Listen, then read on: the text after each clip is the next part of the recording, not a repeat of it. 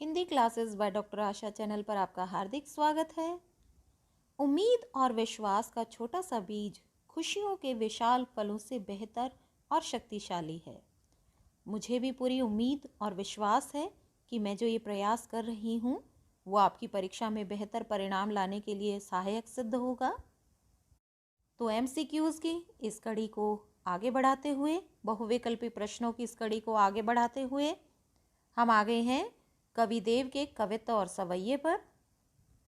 प्रश्नों की शुरुआत करते हैं कविदेव से। कविदेव किस काल के कवि हैं? आदिकाल, भक्तिकाल, रीतिकाल या आधुनिक काल? इसका सही जवाब है रीतिकाल।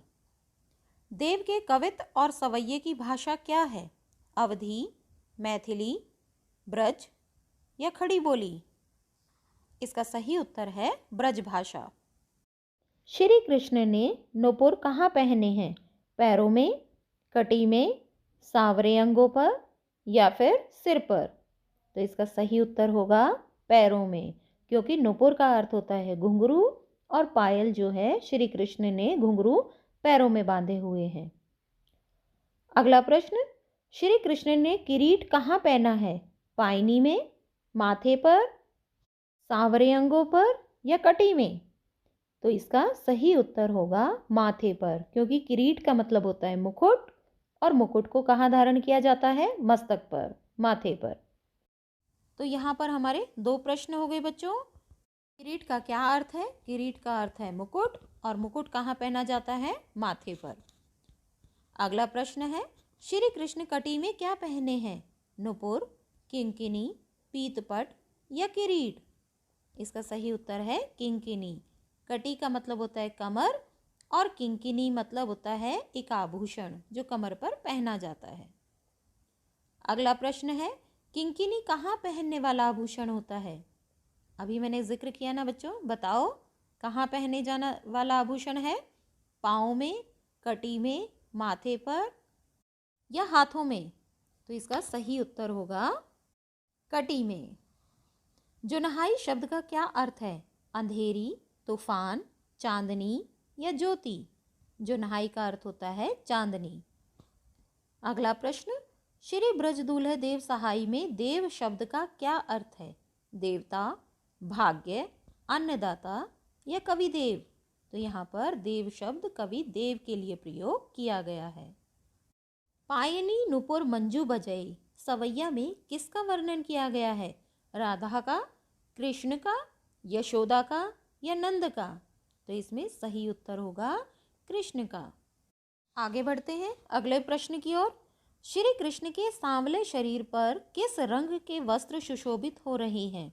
लाल, नीले, पीले या सफेद? तो श्री कृष्ण कैसे वस्त्र धारण करते हैं? पीले। श्री कृष्ण के माथे पर क्या सुशोभित हो रहा है? पगड़ी, मुकुट, टोपी या तिलक? इसका सही जवाब होगा मुकुट, क्योंकि मुकुट कहाँ पहना जाता है? मस्तक पर। कवि ने जग मंदिर सुंदर किसे कहा है? राधा, कृष्ण, नंद या यशोदा? इसका सही जवाब होगा कृष्ण, क्योंकि श्री कृष्ण को संसार रूपी मंदिर के दीपक के रूप में बताया गया है। मंद हंसी मुख चंद्र जुनहाई, यहाँ पर जुनहाई का क्या अर्थ है? जादुई हंसी, जुदाई, चांदनी या चंद्रमा?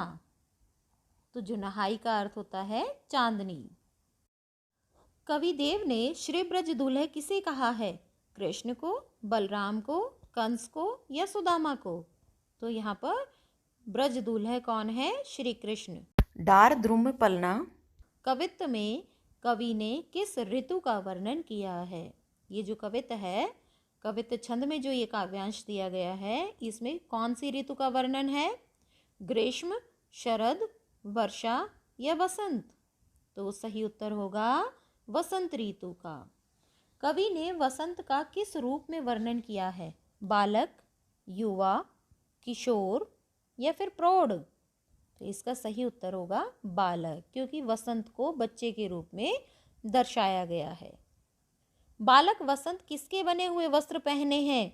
फूलों के, पत्तों के, रेशम के या सूत के? तो सही होगा फूलों के, क्योंकि पेड़ पर कोमल कोमल पत्ते आए हुए हैं और पत्तों के साथ कोमल कोमल फूल हैं। बालक वसंत को झूला कौन झुला रहा है? पवन, आकाश, वृक्ष या घन? घन मतलब बादल। कौन झूला झूला रहा है? पवन। के की कीर कौन है? कोयल कौवा, मोर तोता, पपीहा चातकी या मुर्गी मुर्गा? तो सही उत्तर होगा मोर तोता। केकी का अर्थ है मोर और कीर का अर्थ है तोता। पूरित पराग सो उतारो करे राई नोन, क्या उतारा जा रहा है? क्रोध, हंसी, नजर या छिलका? तो यहाँ पर सही उत्तर होगा कि बच्चे की राई और नमक से नजर उतारी जा रही है। कंजकली किस फूल की कली है? कमल, गुलाब, सूरजमुखी या चंपा? तो यहाँ पर सही जवाब है कमल। वसंत किस महीप का बालक है? पवन, वेग, मदन या आवेश? इसका सही उत्तर होगा मदन, क्योंकि कवि देव कहते हैं ना, मदन महीप जू को बालक। अगला प्रश्न है, बालक वसंत को सुबह कौन जगाता है? कमल, गुलाब, गेंदा या चंपा? तो यहाँ पर सही उत्तर है गुलाब, क्योंकि गुलाब का फूल चटक की ध्वनि के साथ बच्चे को सुबह सुबह जगाता है। पवन झुलावे के की कीर बतरावे, यहाँ कीर का क्या अर्थ है? ये वाला प्रश्न मैं पहले भी बता चुकी हूँ आपको। कीकर, खीर, तोता, मोर? तो सही उत्तर होगा तोता। पवन झुलावे के की कीर बतरावे, यहाँ पर के का क्या अर्थ है? वही विकल्प है कीकर, खीर, तोता या मोर? तो इसमें सही जवाब होगा मोर, क्योंकि केकी का मतलब होता है मोर और कीर का मतलब होता है तोता। ये वाला प्रश्न बच्चों परीक्षा में बहुत बार आ चुका है, इसलिए ध्यान से सुनना। केकी का मतलब होता है मोर और कीर का अर्थ होता है तोता। मदन शब्द का क्या अर्थ है? नशा, कामदेव, अभिमान या मदिरा? इसका सही जवाब होगा कामदेव। फटिक सिलानी सो कवित्त में किसका वर्णन किया गया है? गोवर्धन का, चांदनी रात का, कृष्ण का या राधा का? तो इसका सही जवाब होगा चांदनी रात का। फटिक सिलानी सो सुधारो सुधा मंदिर, इस पंक्ति में कौन सा अलंकार है? उपमा, अनुप्रास, रूपक, उत्प्रेक्षा? तो यहाँ पर सवर्ण की आवृत्ति के कारण अनुप्रास अलंकार है। राधा की सखियां किसके जैसी हैं? फूल के जैसी, तारों के जैसी, चांद के जैसी या दूध के जैसी?